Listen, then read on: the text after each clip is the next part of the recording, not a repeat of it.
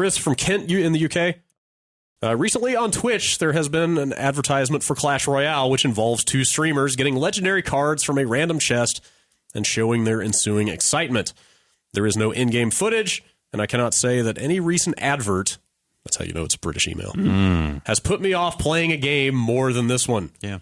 Historically, which terrible advertisements have soured your view of a game? Dead Space 2, we showed it to your grandma. Like, here's their reaction. And it's like, oh, it's so violent.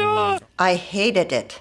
Oh, I forgot about that It one. felt like a Sega Genesis era ad. Like, oh, Mortal Kombat's violent. Like, but it was Dead Space 2. Weird. Most of the ads I can think of when I read this email are from the 90s, from that era. Yeah. That's what made the Dead Space one so bad. Because it seemed like it would have been bad back then. This was 2011 or whatever. I don't remember the ad, but was there nothing tongue-in-cheek about it? Like they knew they were referencing this shitty I think era? they were pretty straight-faced. Yeah. It was just like, it's the most violent, hardcore game. We showed it to your parents. I think the twist on it was that they were just doing kind of like a YouTube reaction video style. Okay. It was, less about harkening back to the old era, but the attitude of it certainly did.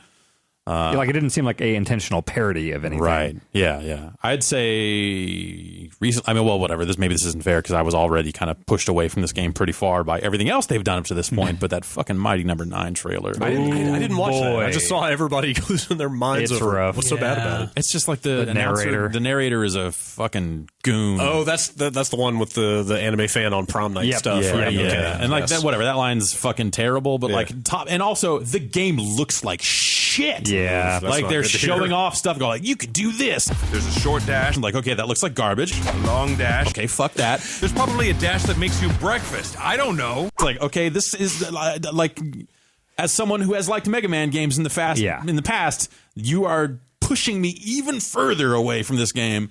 That whole thing is so weird because you wanted to root for it so much when it happened. It was like, well, they don't own Mega Man, but they're going to make a new Mega Man game. Destroyed and 200% of the goodwill that they had based on, hey, we're making this spiritual successor to Mega Man. Like everything they've done along the way with that Kickstarter and just like the demos they've put out and the quality of those demos and just then how running that game's another looking Kickstarter now. Yes.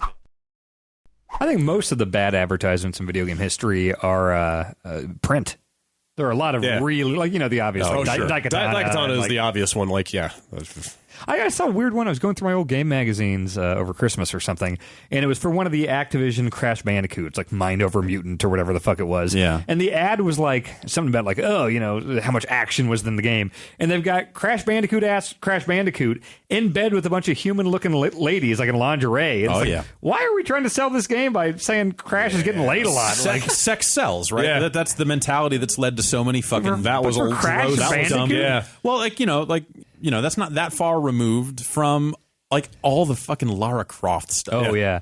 Like the way Lara Croft, the character, got promoted to sell Tomb Raider with like virtual photo shoots, but then like also like all the ads and stuff. Just remember those Fear Effect ads? Oh, yeah, with the two girls. where they started and, playing that stuff up in a way that like was not congruous with the way the game actually was. Do you remember the Sega Saturn one? This was put out by Sega, where it was a 2-page ad.